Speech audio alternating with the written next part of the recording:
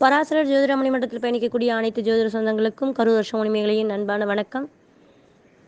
இன்னைக்கு நமது குழுவில் ஒரு அற்புதமான தலைப்புக்கு ஏகப்பட்ட பதிவுகள், ஒரு சிறப்பான ஒரு ஆய்வுகளும் போயிட்டுருக்கு. இதில் என்னுடைய தனிப்பட்ட கருத்து, அது என்னுடைய கருத்து அவ்வளோதான். என்னுடைய அனுபவம் சார்ந்து தனிப்பட்ட ஒரு கருத்து அப்படிங்கும்போது, ஜாதகம் தலைப்பு ஒரு அற்புதமான ஒரு தலைப்பு. ஜாதகம் பார்ப்பதனால் வாழ்க்கை உயருமா, கடவுளை வழிபடுவதால் வாழ்க்கை உயருமா, ஒரு மனுஷன் வாழ்க்கையில் எது உயர்வை தரும் அப்படிங்கிறத அனுபவ ரீதியாக உணர்ந்த கருத்து அப்படின்னு சொல்லியிருக்காங்க. அப்படி சொல்லும்போது, ஒரு மனுஷன் ஜாதகம் பார்க்கறதுனால அவன் வாழ்க்கை உயருமா அல்லது கடவுளை வழிபடுவதால் வாழ்க்கை உயருமா அப்படின்னா, முதல்ல வாழ்க்கை உயரணும்னா நம்ம உழைக்கணும். இந்த உழைப்பு வீணாக போகிறவங்களும் உண்டு, வெட்டியாக உழைக்கிறவனும் உண்டு, மாடு மாதிரி வேலை செய்கிறவனும் உண்டு, எந்த வேலையுமே செய்யாமல் டெவலப் ஆகிறவனும் உண்டு. அதற்காக அப்படி இருக்கிறவங்க புத்திசாலியும் இல்லை, இப்படி உழைக்கிறவன் முட்டாளும் இல்லை. ஆனால் அது அவரவருடைய விதியின் அம்சம்னு ஒரு சப்பக்கட்டு கட்டிட்டு போயிடலாம். ஆனால் எனக்கு தெரிந்து நான் என் வாழ்க்கையில் நான் ஒரு பெண்ணாக இருந்து இதுவரை நான் செய்த தொழில்கள் அளவே இல்லை. அப்போது ஒவ்வொரு தொழிலும் தோற்க ஒவ்வொரு தொழிலும் என்னை பொறுத்த வரைக்கும் இத்தனை ஒரு 20 ஆண்டு காலம், நான் 25 ஆண்டு காலம் நான் தொழில் செய்து கூட, சிறு வயது முதலே 2 குழந்தைகளையும் வைத்து கூட நான் சின்ன சின்ன தொழில் செய்வதும் கூட, தொழில் எந்த இடத்துலையும் தொழில் தோக்கலை. ஆனால் உயர்வு இல்லையே, ஏன் அப்படின்னு கேட்கும்போது, அதை எப்படி செய்யறது அதான் மாடு மாதிரி, செக்கு மாடு மாதிரி உழைச்சா மட்டும் பத்தாது, புத்திசாலித்தனமும் வேண்டும். அப்போ வெறும் புத்திசாலித்தனம் மட்டுமே இருந்து உழைப்பில்லாதவர்களாலும் உயர முடியாது. அப்போது உழைப்பும் இருக்கணும், அதற்கு தகுதியான புத்திசாலித்தனமும் இருக்கணும். அப்போ இது 2 மட்டும் இருந்தால் வழிபாடு தேவையில்லையா, ஜாதகம் தேவையில்லையா? இப்போ இங்கே இருக்கிற கேள்வி, ஜாதகம் பார்த்தா உயரலாமா, சாமி கும்பிட்டா உயரலாமா? அது எப்படிங்க? ஒரு சாமி கும்பிடுறது அப்படிங்கிறது, ஒரு கோயிலுக்கு போகிறோம், ஒரு தெய்வத்தை வணங்குறோம் அப்படின்னா, நாம் பயணிக்கக்கூடிய இந்த வாழ்க்கை பயணத்தில் இருக்கிற காலத்தில் நம்மையும் நம்மை சார்ந்தவர்களையும் நம்மளது எப்படி சொல்கிறது, நம்மளுடைய பாரம்பரியத்தையும் நமக்கான அந்த நெறிமுறைகளையும் எந்த இடத்துலையும் தடுமாற விடாமல் நம்ம கூட பயணித்து நம்மளை கட்டி காப்பாற்றி கூட்டிக்கிட்டு வரணும். நீ பாதுகாப்பாக இரு அப்படின்னு தான் முன்னோர்கள் சொல்லி கொடுத்துருக்காங்க. தெய்வம் என்பது, சாமி கும்பிடுதல் என்பது உயர்வுக்காக அல்ல. அப்படி போய் நான் உயரணும், நான் அதை வாங்கணும், நான் வீடு கட்டணும், நான் வண்டி வாங்கணும், நான் 2 பில்டிங் வாங்கணும், நான் 4 வீடு வாங்கி கட்டி வாடகைக்கு விட்டுட்டு போகணும், என் பிள்ளைகளுக்கு அதை சேர்த்தணும், இதை சேர்த்தணும், என் புருஷன் கஷ்டப்படக்கூடாது, என் புருஷன் தொழில் பிஸ்னஸ் நல்லா இருக்கணும், நான் பிஸ்னஸ் பண்ணுறேன், அது சக்ஸஸாக இருக்கணும், லட்சக்கணக்காக சம்பாதிக்கணும்னு கேட்டால் அவன் மனுஷனும் கிடையாது, அது தெய்வமும் கிடையாது. தெய்வத்துடைய வேலை என்ன? படைத்தல், பாதுகாத்தல், அவ்வளோதான். அவன் படைச்சிட்டான், நம்மளை மனுஷனாக படைச்சிருக்கிறதே நம்ம செஞ்ச பெரிய கிஃப்ட்.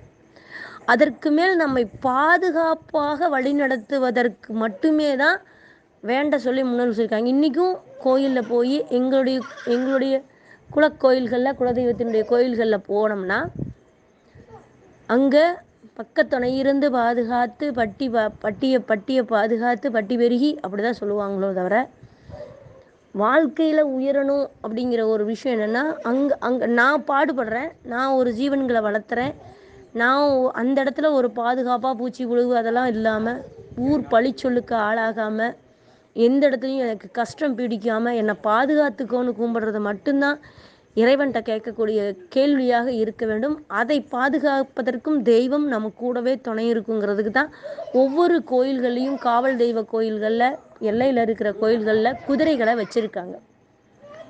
அப்போ அந்த குதிரைகளை எதுக்கு வச்சுருக்காங்க அப்படின்னா, நமக்கு பாதுகாப்புக்கு வா அப்படின்னு தான்.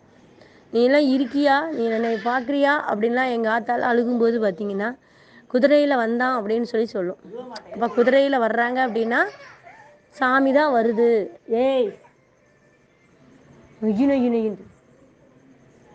குதிரையில் வர்றாங்க அப்படின்னா சாமி தான் வருது அப்படிங்கிறது தான் அவங்கெல்லாம் சொல்லுவாங்க, ஒருத்தர் கனவு பங்காளி வீட்ட கனவுல வந்துட்டாங்க அப்படின்னா, நேற்று சாமி வந்துட்டு போச்சு, குலசாமி வந்துட்டு போச்சும்பாங்க. ஏன்னா அந்த பங்காளி வீடு வந்தால் அவங்க தெய்வம், மாமா மச்சான் வந்தால் மாமா வீட்டு தெய்வம், அவங்க அம்மா வீட்டு தெய்வம், இப்படியெல்லாம் வந்து பங்கு பிரிச்சுக்குவாங்க தெய்வத்தை கனவுல வர்றதை.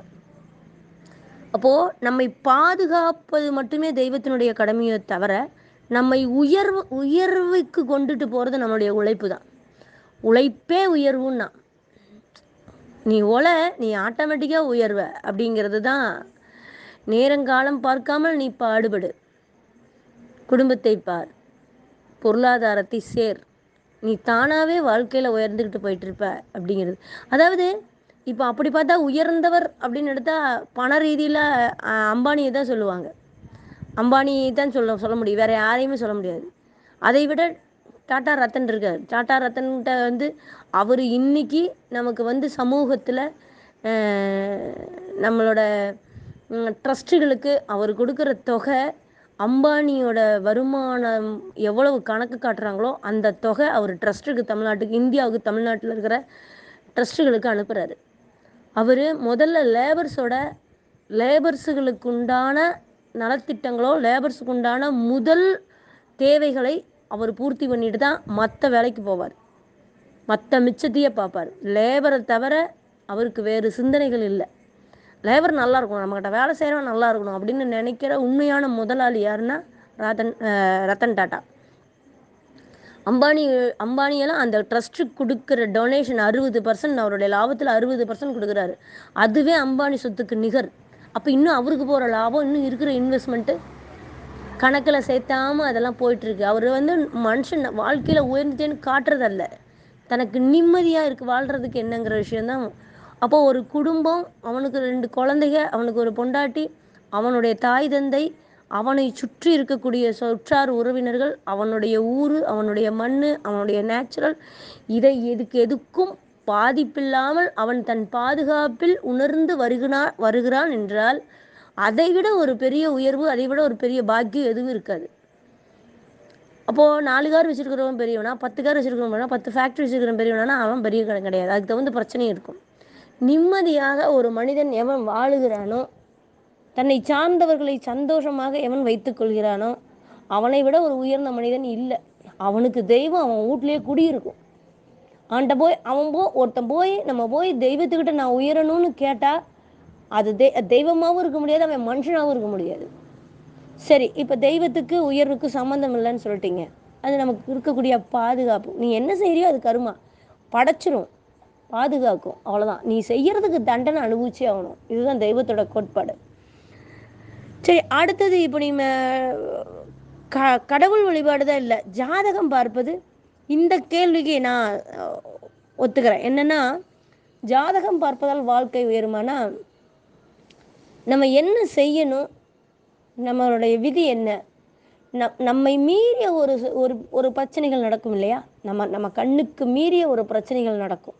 இப்போ நம்ம மண்ணை வாங்குகிறோம், அந்த மண்ணில் என்ன குற்றம் குறைகள் இருக்குதுன்னு நமக்கு தெரியாது. ஒரு மண் நம்ம போய் நமக்கு சொந்தமாக எழுதுகிறோம், என்ன குற்றம் குறை இருக்குதுன்னு தெரியாது. நம்ம பிள்ளைக்கு நம்ம ஒரு வரன் தேடுறோம், அங்கே அந்த குடும்பம் என்ன பாரம்பரியத்தில் வாழ்கிறாங்கன்னு நமக்கு தெரியாது. நம்ம பையனுக்கு ஒரு பொண்ணு கொண்டு வரோம், அந்த குடும்பம் வந்து என்ன ஒரு பாரம்பரியத்தில், என்ன ஒரு முன்னோர் பூர்வ ஜென்ம பந்தத்தில், அவங்க என்ன ஒரு கான்செப்டில், என்ன பரம்பரைன்னு நமக்கு தெரியாது. அப்போது இந்த தெரியாத ஒரு விஷயங்கள், நமக்கு புலப்படாத ஒரு விஷயங்கள் தெரிந்து கொள்வதற்காக மட்டுமே தான் ஜாதகம் பார்க்கணும். இப்போ ஜாதகம் பார்க்க போகும்போது, நான் வீடு கட்டலான்னு இருக்கேன், அதுக்கு எந்த திசை சப்போர்ட் பண்ணும், நான் இப்போ பிளான் பண்ணியிருக்கிற இடம் செட் ஆகுமா, எனக்கு ஆண்டவன் அதை முடிச்சு கொடுப்பானா. நான் இப்போ ஜாதகம் பார்க்க வர்றவங்கள எப்படி தெரியுமா, நான் இடம் எப்போங்க வாங்கி வீடு கட்டுவேன் அப்படிங்கிறா. ஐயா உனக்கு பணம் இருக்கா அப்படின்னு கேட்டால், இல்லை 5 பைசா கூட இல்லை, ஆனால் வீடு கட்டணும், அது எப்படியா நடக்குமா, யாராவது கொடுப்பாங்களான்னு பார்த்து சொல்லுங்கிறான். அப்போ எப்போ நான் வீடு கட்டுவேன்னு பார்த்து சொல்லுங்கிறான். 5 பைசா சம்பாதிக்க யோக்கியது இல்லாமல், காசு பணம் கையில் இல்லாமல் வீடு கட்ட யோக்கியது இருக்கான்னு கேட்குறான். அப்போது இது கேட்க வர்ற கேள்விங்கிறதே ஜோசியர்கிட்ட அப்படி தான் கேட்குறாங்க. அவனாக முயற்சி பண்ணி வாங்கி அடிபட்டு வர்றது கூட அவனோட திறமை, அதோட பாராட்டிக்கலாம், கட்டிடலாங்கிற நம்பிக்கையில் அவன் வாங்குறான், பண்ணுறான், தோற்று போகிறான், பிழைக்கிறான், அது வேறு விஷயம். ஆனால் ஜோசியர்கிட்ட வந்து கேட்குறான், ஜாதகத்தை கொடுத்துட்டு. அவங்களுக்கு என்ன பதில் சொல்லுவீங்க நீங்கள்?